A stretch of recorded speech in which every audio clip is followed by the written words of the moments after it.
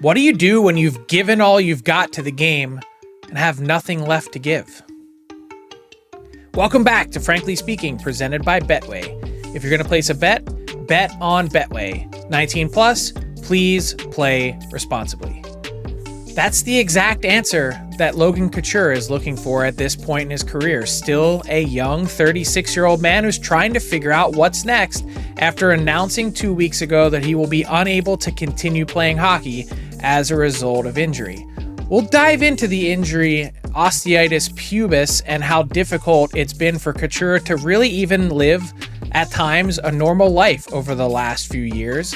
And we'll also talk about really the difficult road that it's been mentally as well, trying to figure out the love of the game that you have that has burned so brightly for decades since you were 3 years old when you started playing hockey, and maybe you just fall out of love a little bit with the game after such a difficult journey. But for now, let's talk about the career that Logan Couture had on the ice, one of the best playoff performers of his generation. You know, it's not often that guys find a level that Couture did in the postseason, leading separate Stanley Cup playoffs, one season in assists and points, and another in goals, all for a guy who never had more than 70 points in any NHL regular season.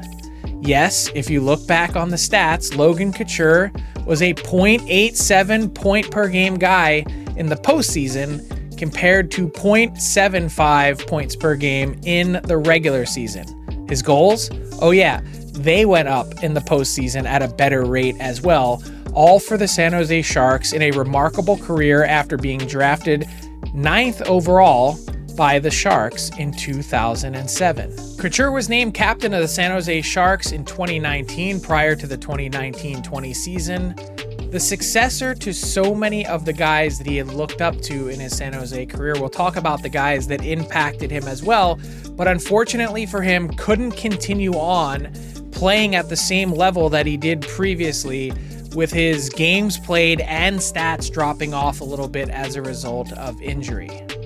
Let's dive in to our conversation today with San Jose Sharks captain Logan Couture. Logan Couture, 2 weeks ago, you're sitting at a podium in San Jose talking about the end of your career now that you've had a couple weeks to digest it, and looking back, what were the emotions like for you? Yeah, it's been an interesting couple of years. Some highs and lows, obviously, with the injury, getting hurt for the first time, and dealing with different types of rehab and getting back and playing, and then realizing that I wasn't going to be able to come back again and play. So mentally it was tough. Physically it was tough. But coming to this conclusion and, getting the whole thing over with, I think felt pretty good for me to, get some closure and move past it a little bit. Yeah, I can certainly understand the finality part of it. Take us back through, I guess, starting at the beginning with the injury. How did it occur? When did you really get to the bottom of what the issue was? It happened, I think it was early July in 2023 now. I was training in San Jose, going through my regular off-season training, doing some conditioning, and I was running on a treadmill at incline, just sprinting, what I normally do every single summer, and felt something weird. Didn't really know what it was, so I continued to train a little bit, got an MRI. Didn't really show too much of an injury, so rested a little bit and then continued to train all summer. And then early September, I was getting ready for training camp, and it just got really, really bad again. Got another MRI, then it showed osteitis pubis that was pretty lit up. And didn't know anything about the injury. Looked it up, saw it was common in soccer, Aussie rules football. Some other hockey players have had it over the years. Didn't really know much about it. I mean, the diagnosis was, it could be a week or two, or it could be 16 to, you never know, type of thing. So from there, just went through a lot of different processes of rehab, cortisone shots, different treatment, rest, and finally found a therapist out here in San Francisco that I was seeing near the end of that year, December, January, and I thought that I was going to be past it. We got back on the ice and trained, and obviously got ready to play some games at the end of January, but just couldn't my body just couldn't feel normal. Continuously sore, growing pain all the time. And it affected me when I left the rink. I'd come home and, it'd be tough to get off the couch. I had a young boy at that time, and had a tough time being a parent. And my wife had to help me in and out of bed some nights. And, I figured it wasn't gonna get much better, that year. And I thought that if I had another summer of training and then proper rehab again, I could come back and play. But, I just couldn't get cleared to come back, and never have recovered really. Mm-hmm. So as you're going through this process and you're trying to search for answers and trying to find, hey, maybe this therapist or this doctor, whoever it might be, you're always looking for a solution. Was there any surgery options? Was there anything else that you could do to try and, maybe find a different way to tackle it? There's possible one, but it's not guaranteed. There's a therapy that has been done in certain people, but the percentage wasn't close to 100. And it's hard on the body. It's hard on your joints, hip joints, back joints. And where I'm at in my career and life, I mean, I don't know. We just didn't know if that would be the right thing to do. And we thought we could just go with our rehab. But with the injury, so many times of continuously re-aggravating it, re-injuring it, my body just couldn't take it anymore. Yeah, that's really tough to hear. What's normal day-to-day life like for you now? How are you getting around? I'm okay. I got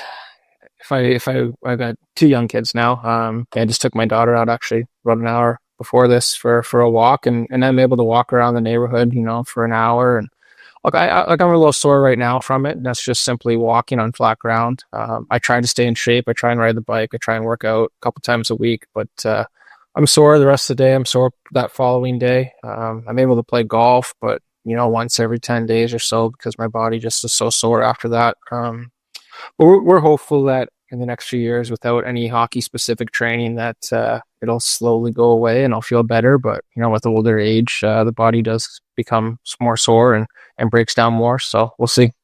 Man, that's tough to hear. So Yeah. As you're working through the physical part of it and how difficult that is, what has the mental side been like? Obviously getting to this stage and the finality, that's a one thing to process, but as you're going through it and wanting to try and find that answer to get back out there, what was that process like for you? A lot of ups and downs. At the start, it was a lot of research and just trying to figure out what exactly was wrong with me. And, reached out to other players that play in the NHL or were playing in the NHL who have dealt with a type of this injury. And spent a lot of time on the phone with them, just going through everything that they did to get back to playing. Some got back and played a few more years. Some didn't come back and play. Just the severity of the injury differs so much. But I learned as much as I could about it. Got very excited when I was getting back to feeling okay on the ice and thought that, like I said, I was going to be past it. But disappointing when I got injured or continued to get injured in the 6 games I played last year in the final one in Anaheim. I before the game I was extremely sore. It was our last one before the break, but I was trying to tell myself just get through this, and then you got 10 days to recover. But I made sure in that third period to look around and kind of take everything in, because it was in the back of my mind that could have been it. Yeah, I was going to ask if you knew that there was a good chance by that point that you just couldn't do it. Yeah, unfortunately, I did. I mean, I still attacked this summer with the goal of coming back and playing and put everything I possibly could into it. But my body just can't take it anymore. I think there's this notion out there from fans that, hear a story like yours and see that you missed a chunk of time and they say, oh, look, he's getting paid out the years on his contract. Not a big deal. He's set for life and all that, that might be true, but the pain and then also the mental side of it that we just talked about, like you're a competitive guy, like you want to be on the ice, you want to be playing. These are some prime years still left in your career, theoretically. And then the other part of it, not being able to call your shot, to go out on your own terms. How did you kind of sift through that process the last number of months and ultimately to getting to a point where you make that announcement a couple weeks ago? Yeah, it's tough. I mean, I played hockey since I was 3 years old. It's all I've really known how to do, and I'm dying to get back out and play. It's difficult to watch when you're used to playing and competing and being around the guys, and you lose that camaraderie. And there's so much more than that comes with playing hockey than just going on the ice. So I'll miss that. But yeah, I mean, I've sacrificed my body over the years. I've had multiple surgeries. I've lost almost all my teeth, 35 stitches in my face. It's a grind playing the game of hockey. And eventually it happens to athletes where their bodies just break down. So it's not like I'm sitting at home with my feet up counting money. I would love to be playing in the NHL still and helping the San Jose Sharks. I think there's a bright future ahead in San Jose. The last full year I played, I almost hit 70 points. So I thought that I still did have some good years left in my career. And it's unfortunate that the way it has gone, but it is what it is. And, the last little while I've kind of come to terms with it. Yeah. I mean, even just hearing you say that you can only play golf once every 10 days, like it's tough. Yeah. I mean, that takes a lot of enjoyment out of life. Right. When it comes to the Sharks and how they handled this, obviously you spent a lot of time rehabbing. How did that go from a Sharks perspective, and how much did they help you try and find solutions? Incredible. From the start, Gersey said, whatever you need, we'll try and get you healthy. I went and saw a doctor in New York, saw doctors in San Francisco. We sent my MRI to all over the country, anywhere that had a hip or groin specialist. They helped me out immensely. They wanted me back on the ice. We tried extremely hard. They brought people in. They flew people into San Jose to see me the last year or two, and yeah, unfortunately, we just couldn't do it. So, I had nothing but great things to say about how the Sharks handled this injury. Mm-hmm. And the other part of this too, that can be difficult. You're the team captain, and you want to be around the team. But in talking to Gabriel Landeskog and what he's gone through and how much time he missed, he said one of the big things is you take a step back and you feel like even when you're around the team, you're in street clothes, you're doing whatever, you feel like it's their space. You're an interloper. Did you spend any time around the Sharks the last couple of years, and what was that like? I tried to, last year more so than this year. Last year because I knew there was a chance at me coming back and playing. I flew into a rookie dinner where they had it.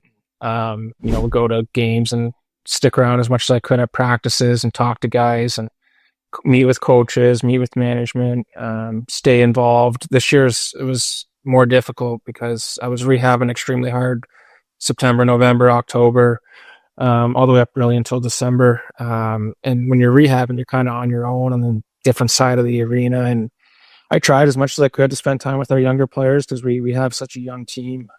Just be there for them if they have questions and guide them through the ups and downs. But it's tough. You feel like you're not part of the team when you're not traveling. You don't get the inside jokes. You're not in the locker room. You're really not a part of it. So that was difficult for me. But after the trade deadline too, especially we traded away a lot of the guys that I had played with and spent time with. So it felt like a brand new team after the deadline, and I was around the rink, but not as often as I was before because we knew that I wasn't going to be playing anymore. Mm-hmm. Let's take a look back at your career. In thinking about the success that you guys had as a Sharks organization and also yourself personally, I can't tell you how many nights I would show up in the playoffs and, oh, wait, there's another special Logan Couture moment happening. When you think back to the playoffs and being one of those guys that was able to raise their game to a higher level, is that what you think you're most proud of in your career? Absolutely. Yeah. Wish we would have won. Obviously it didn't happen, but we had so many good runs here and so much fun. I mean, I said it in my speech and that's what I'll always remember about those good Sharks teams that we played on is it was so much fun going to the rink every day and winning obviously is a big part of that, but the group of people that we had and that's Jumbo, Patty Marleau, Pav, Burnsy, coaching staff, Pete DeBoer, Steve Spott, and before that, Todd McClellan. It just made it enjoyable and fun and kept us driven, kept us focused. Some of the best years of my life, playing here in San Jose. I think we had 9 of 10 years in the playoffs, 4 or 5 Western Conference finals, and obviously the one Stanley Cup run. So yeah, it was so much fun playing in the playoffs. Where does that come from? Like, did you, as you were growing up, playing minor hockey, playing junior hockey, were you a guy that always sort of had the clutch gene, and how do you translate that to the NHL? I don't know. I mean, in junior, I never made it out of the first round. We lost 4 straight years in Ottawa in the first round. But I think once you get to the NHL and you're 16 wins away from the Stanley Cup, and that's something that I dreamt of winning, since I started watching the NHL years ago. And you can almost feel it, you can taste it. The energy in the building is much higher than it is in the regular season. You see it teams, 4 times in 8 days. There's real hate there between you and the other team too. So that adds fuel to it. You want to beat them so badly, at least I do. I'm an ultra competitive person. So that has something to do with it as well. But I think the big thing was just being so close to the cup. I mean, you win a game, you knock a number from 16 to 15 and you're closer and closer. So that was a big part of it. Do you ever have any issues turning off the competitive part of you? Yeah, absolutely. I think So my friends and my wife will tell you, and my parents, that I'm competitive in too many things. like board games, Anything. anything. Yeah, anything. All right. Duly noted. Mm-hmm. You had a chance to repay some of this, I'm sure, when you were a captain, but when you think back to some of the guys that you mentioned, who did you really rely on? Who did you lean on when you first entered the league? I think the guys that were most important to me, Joe Thornton, Patrick Marleau, they put me in the locker room at SAP Center and at our practice rink right beside Patty.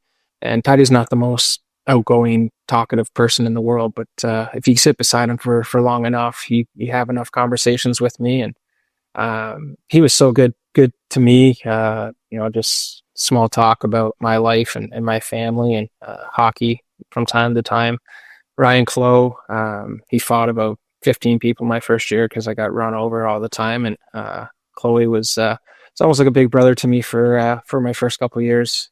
Dan Boyle taught me to really play with a chip on my shoulder. And I watched that guy, his career undrafted and never really given a chance in his first organization to turn it into one of the best defensemen in the league. And I just loved the way that he went about it. So.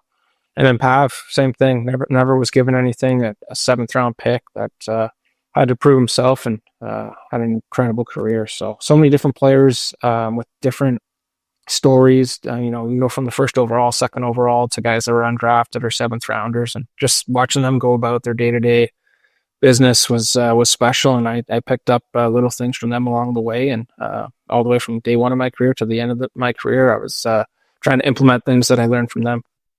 It's kind of amazing though to see, and I guess it happens so often we take it for granted, but a young guy enters the league, he's so far from home, and you get dropped into this place that you don't really know, and you have a group of guys that kind of act as your big brothers. At what point for you did San Jose become home? Like, obviously you're still out there now. Is that a place that you think you'll remain? Yeah, for the next little while, we'll see. I mean, obviously, we didn't plan that my career would be over right now. We thought we had a few more years left at least. But my wife's from here. My kids are born here. Our oldest is starting daycare here in August pretty soon. So commitment is here for the next little while, and then try to figure out what I'm going to do with my life in the next couple of years, and we'll go from there. So you led me perfectly to my next question, which is, what are you going to do? I mean, just listening to you, like, I'm jacked up listening to the competitive nature that you have. Obviously that isn't going to leave you. So how do you find a way to figure out what the next iteration of Logan Couture is? We'll see. I mean, I've been thinking about it lately, obviously, but probably stick around in hockey in some capacity, I'm guessing. I don't know. We'll see what I know. Greerzy has told me that if I had an interest, then there'd be an opportunity here in San Jose. And right now, I think just I'm taking some time away. When you're injured and you can't play, at least for me, I mean, you start to lose the love a little bit of hockey just because of what your body's going through. And I really struggle with that for a little while. So I think giving myself some space from the game for a little bit will make me fall in love with it again. I mean, I can't turn. Nights I'm watching the Stanley Cup playoffs every night. I watch almost every single game. It's the best game to watch, in my opinion. I watch some NBA games and then I watch some NHL games, and it's way different. So I love hockey, and once I find that drive again, I'm sure it'll be soon. I'm sure I'll be back doing something. As you kind of sift through that, did you ever see yourself as more of a a guy that was in tune with the coaching staff or the team building side? Like, is there something that you would lean toward? I'm not sure. I mean, I don't know about coaching. It'd be tough. I see what they struggle with. The last couple of years, I've spent a lot of time with our coaches, and yeah, I don't know. We'll see. Interesting. Yeah, I mean, I figure even if you, I guess, fall out of love a little bit with hockey, the fact that you're still watching kind of shows how much it's ingrained in you, isn't it? Yeah, exactly. There you go. Well, Logan, really appreciate the conversation and the time. Congratulations on a fantastic career. I'm sorry that it ends on these terms, but always great to catch up with you. And I have zero doubt that we will be seeing you in the rink at some point soon. Cool. Thanks, Fred. Remind me to never play cards or a game of Monopoly with Logan Couture. I mean, to hear about the passion that he has, the compete level that he has in just about everything, man, that's a special quality to have. To talk about the idea of dreaming to get your name etched on the Stanley Cup and how difficult that journey is to get there, and to find that passion every single night during the Stanley Cup playoffs when you're 100 and some of those games in. No nights off out of Logan Couture, and that's certainly something that we'll remember him by, with his career now being on the other end of it. Well, I think it's going to be fascinating to see where Couture ends up next, what he ends up doing, whether he seemed to pour some cold water on the coaching side, maybe it's on the development side, maybe it's as a scout, maybe it's in management, or maybe it's in some other walk of life where that compete will certainly serve him well. I hope he finds what he's looking for soon at 36. Really just getting going in terms of what's next for him. He's got so many great years ahead, and I hope his body heals up with some non-hockey specific training, some no days of skating in his future, that things will maybe come back together for him a little bit. I know some other guys who have retired have had some similar experiences where if you give it enough time off, you start to slowly feel a little bit normal again. And I think that's all we can hope for these guys who put their bodies on the line night in and night out. And I really appreciate his time and openness in discussing some of those things that can be really difficult to go there from both a physical and a mental perspective. What we ask as fans of hockey for these guys to do on a nightly basis should not be lost on anyone. So congratulations again to Logan Couture on a fantastic career. And thanks a lot for joining us on this week's edition of Frankly Speaking, presented by Betway. If you're going to place a bet on Betway 19+. Please play responsibly. What's up, hockey fans? If you enjoyed that video, then you need to be hitting the subscribe button right here at Daily Faceoff. Exclusive interviews and analysis from our hockey insider Frank Saravalli, fantasy updates from Brock Sagan, and a daily live show at noon Eastern Monday through Friday. You don't want to miss any of the fantastic content, so hit that subscribe button.